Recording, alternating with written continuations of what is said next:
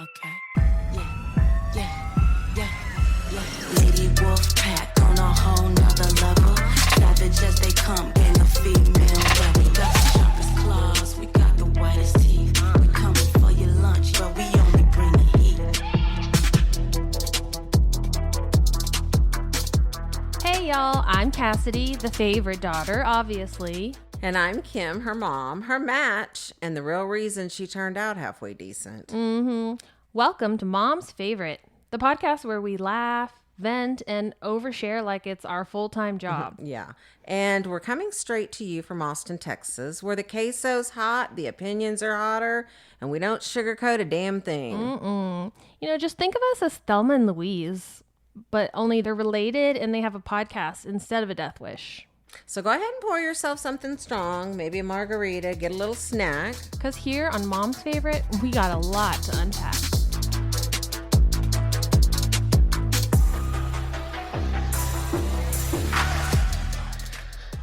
Well, MFers, just another day in paradise, am I right? Normally you'd hear my mom's voice right about now, probably interrupting me, but today I'm riding solo.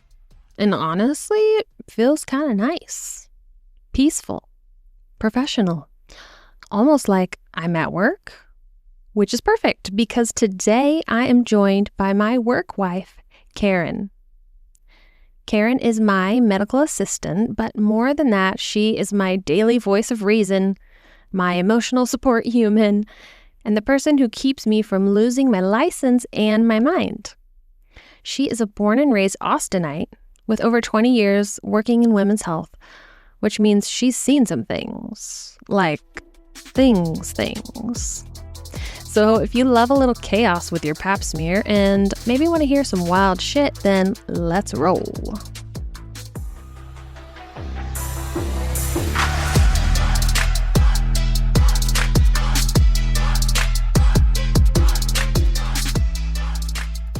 Okay, so I know what you're thinking when you hear the name Karen, but this Karen does not want to speak to your manager, okay? She is the gem of our clinic, and if anyone tries to argue with me on this, I will fight you. One thing I love is that she always introduces herself to patients and family members by saying, "I'm a nice Karen." And honestly, that's just the most perfect introduction ever because one, she's hilarious, but more importantly, she's so nice. It's not often that you meet someone new and they instantly feel like family, but that is what Karen brings to the table for every person that comes into our clinic, even the ones who are cray-cray or bitchy. But also, don't confuse her niceness with being a pushover, because if anyone tries to pull one over on her, or take advantage of her, or is acting a fool, no ma'am, we don't play that way, right? That is correct. It's a hell of a time to be named Karen. I'm just leaning into it, really. No, I really love people. And so I got blessed with a job that I get to love people for a living, especially our patients, but any patient, really. I love them very much. I'm from Austin, so... Yeah, I was going to say, so she's a native Austinite. That doesn't happen too much.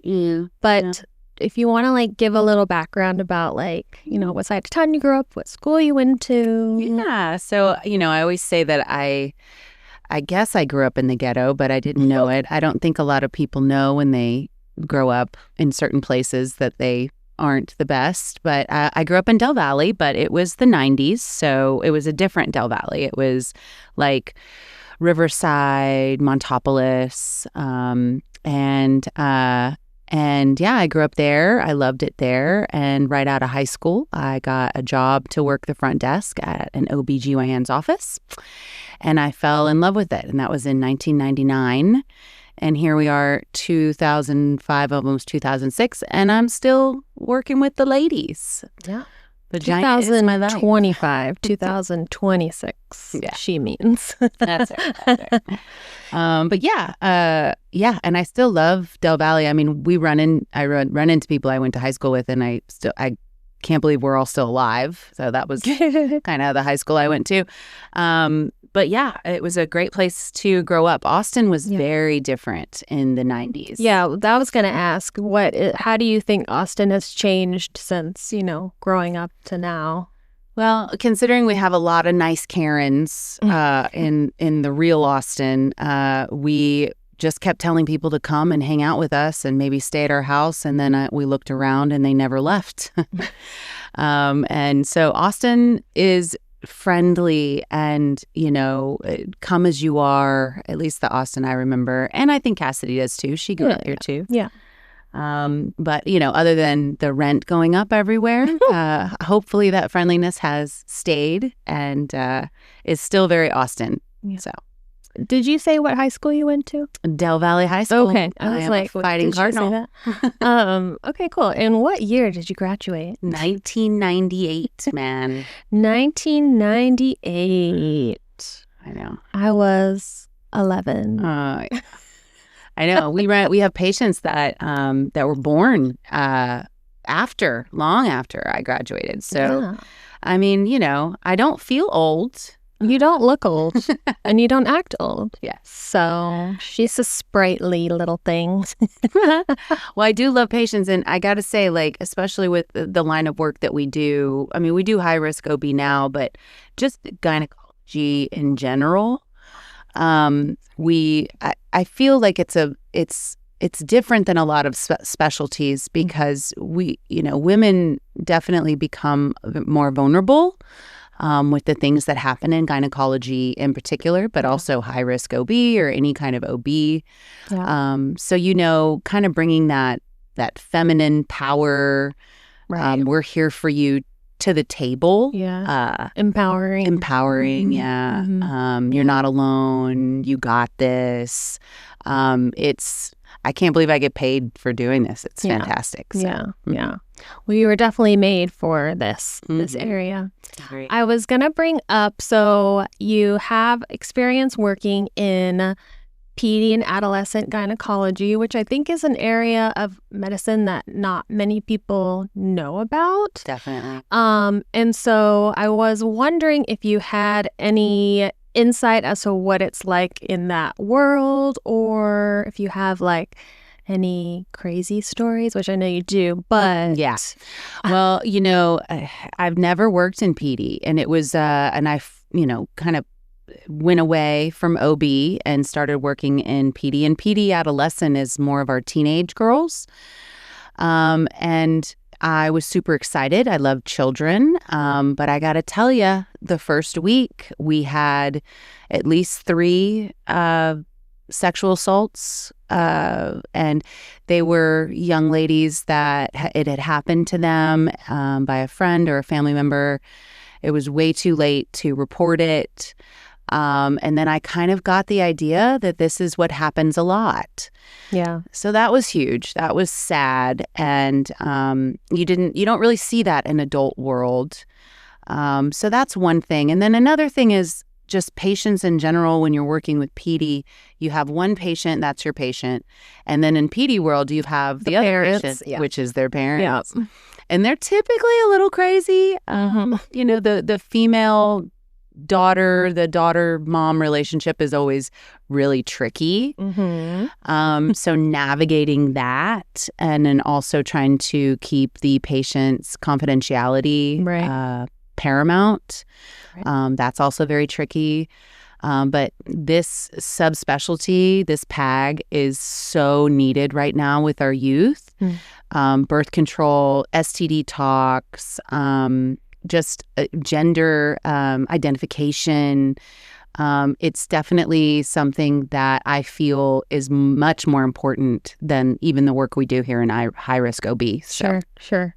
Yeah, and I think it's important because, as we know, the public education system does not do a good job at educating girls and women about their bodies, what's normal, what's not normal. And so, I think we get a glimpse. I got a glimpse more in PD than in regular OB into just the home lives of these young ladies.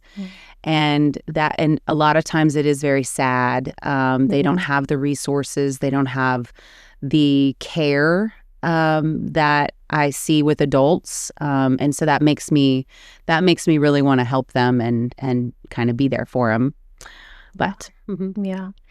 Can you think of, not to put you on the spot, but can you think of just something just super wild that you can recall? Oh, yeah. I mean, in the PD world, everything is wild. I mean, there'll be young ladies that come in that, they lose their condoms or they can't remember if they put a Nuva ring in. And so a lot of times we'll pelvic exam them and go on a recon mission.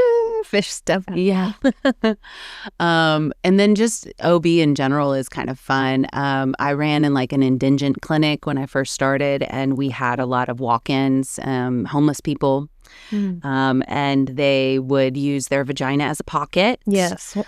That's a thing. It's a total... Ladies, it's not a purse.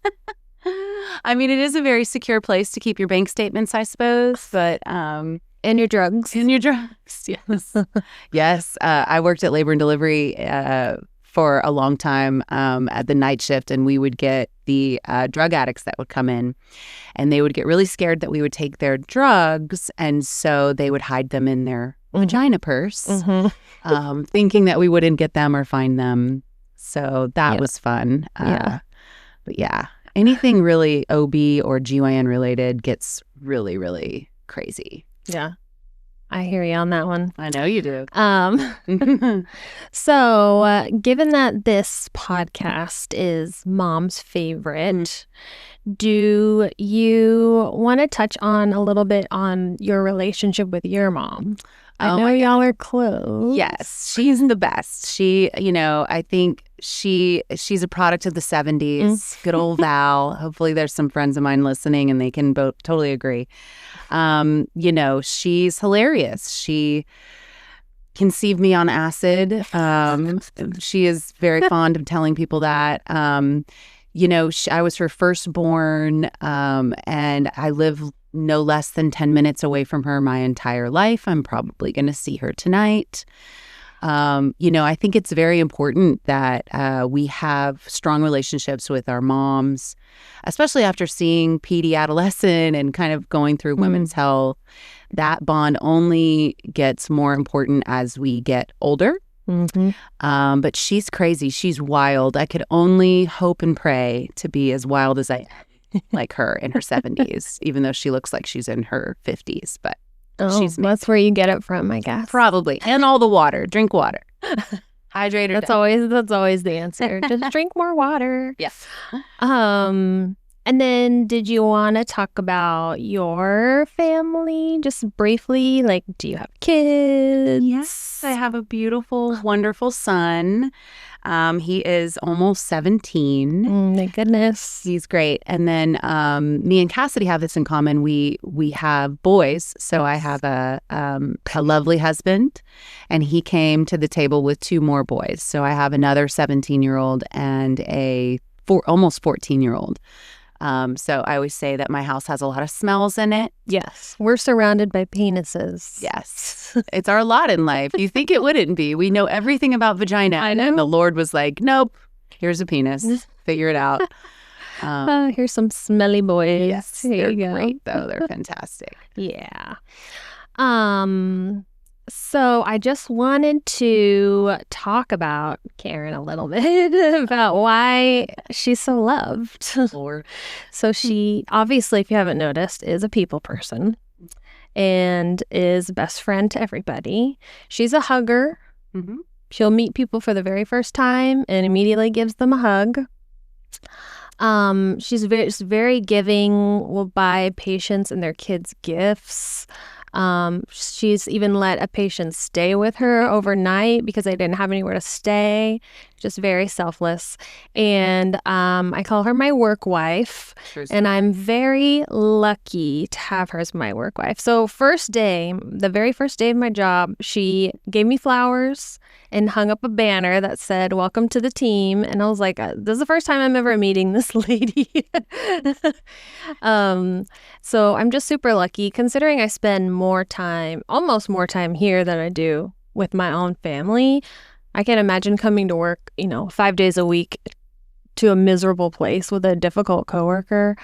And I have friends that are nurse practitioners, and they have horror stories about having awful MAs and that just make their job miserable. So Yeah. I so appreciate you. Yeah, I appreciate you too. You're really easy. I always tell people that, she's the kind of person, it's very rare that you can sit in a room for hours, Yes. know that you like each other, but not have to talk. Yes. It's wonderful for people that have to talk for a living to really be given a pass to just, you good?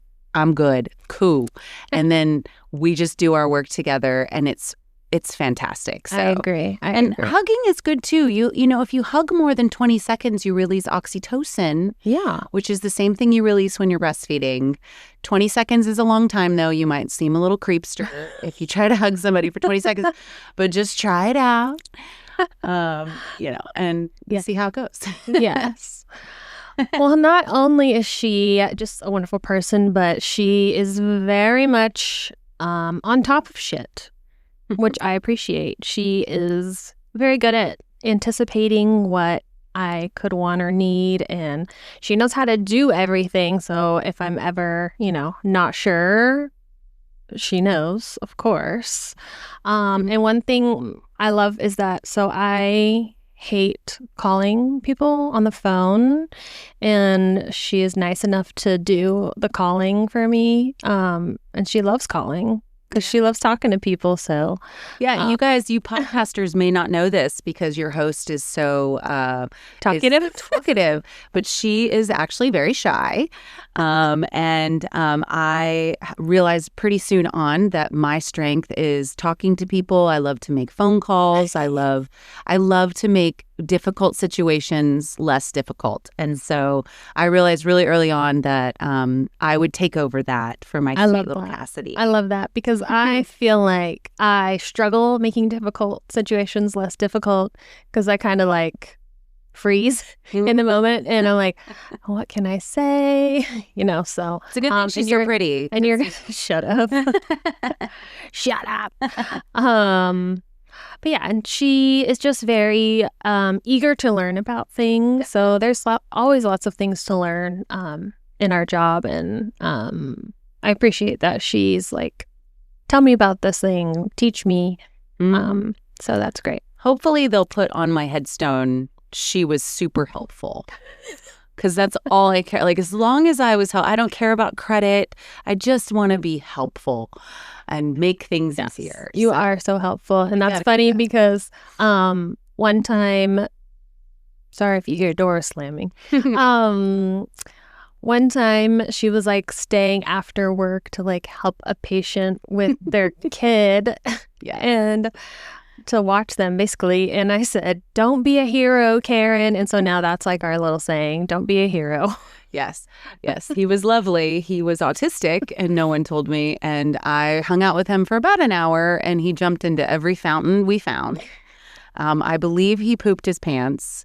Yeah. But we became really good friends after that, and I am now Aunt Karen, and I hopefully will get to see him again someday.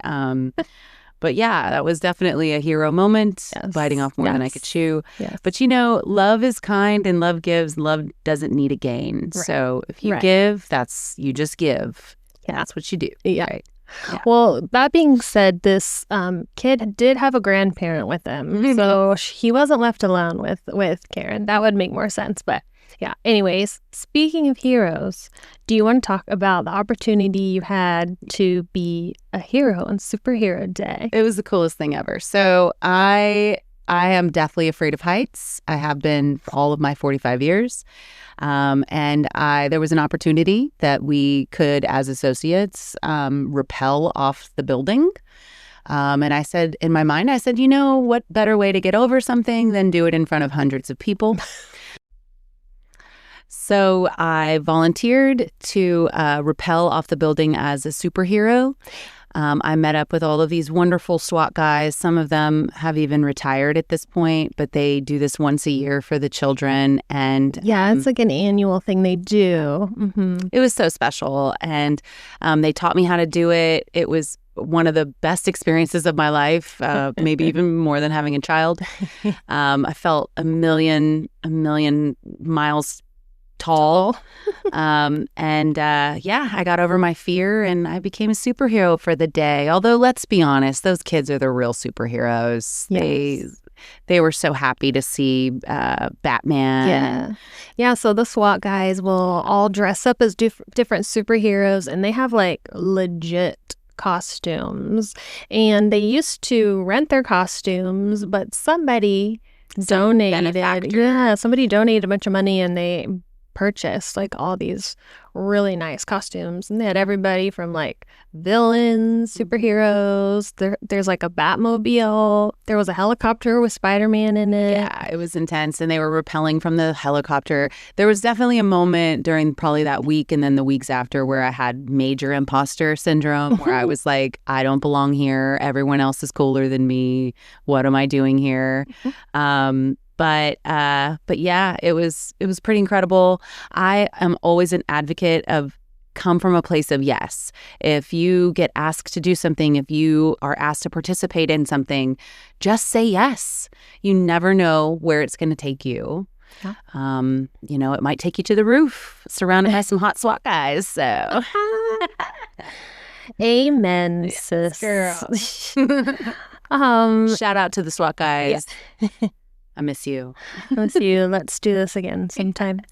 And then you are very into fitness and health. And I just wondered if you wanted to just touch on why that's important to you. Yeah. So, I've always been really like a runner and into yoga, and not so much because of how I look, but more of how I feel. I was very depressed as a child. I had manic depression, little bipolar thrown in there for fun. And I realized that when I would go for long runs, and Bikram yoga does the same thing, I would be in a better mood. Imagine that, tapping into my own endorphins. So I just kind of kept that going. And yeah, I love to run. I love to yoga. I love to do anything that exercises our heart muscle. Yeah. It doesn't get a lot of exercise other than, cardio. So, but I will tell you, and nobody's going to care about this, but, I get dismissed as a skinny girl. Like, she doesn't have to worry. She's skinny. She watches what she eats. But I have just as much anxiety as anyone else on the planet with how I look and things, especially now that I'm getting older. What I eat, so the anxiety's still there for skinny girls. So yeah, and even skinny people can have high cholesterol and high blood pressure. Sometimes the skinny ones have like the worst of it, and you're like, well, there was a time, and in my early 20s, that I definitely had some kind of eating disorder. It wasn't throwing up, but it was more of a food restriction thing. We see that nowadays with the young folks, but where I would eat one Subway sandwich a day, thinking that was a good idea. Where now I know a lot more about my health, and we have to feed the beast, right? We just have to feed it the correct things. We are what we eat. Let food be thy medicine, and thy medicine be thy food. So there are certain things you can eat. Amen. It's in I think it's in the oath that they take as a doctor, that long oath. But the Hippocratic oath. The hypocritical oath. No, just kidding, doctor. JK, we love you.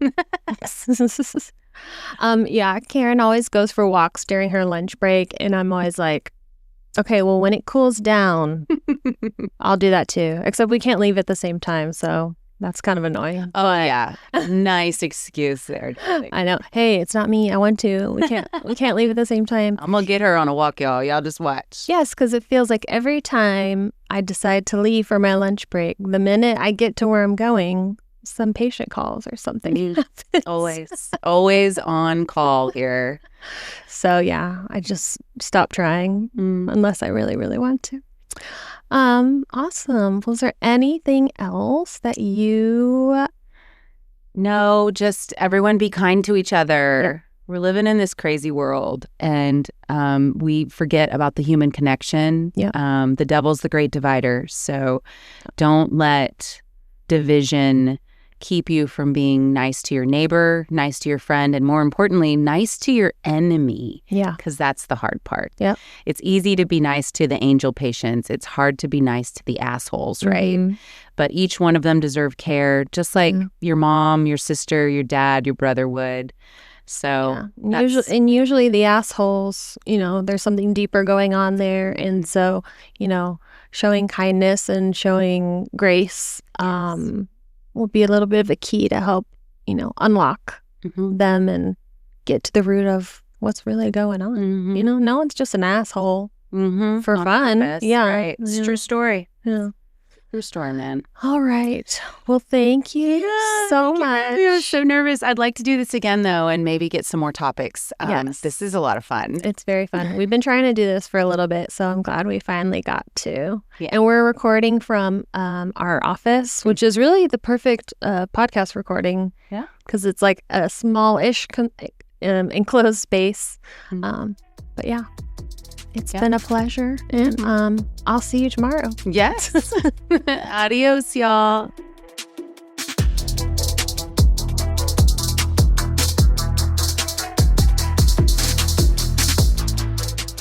Okay, MFers, I just want to give a big thanks to my work wife, Karen, the real MVP of our clinic, and one of the few people I can tolerate being around for 8 hours a day.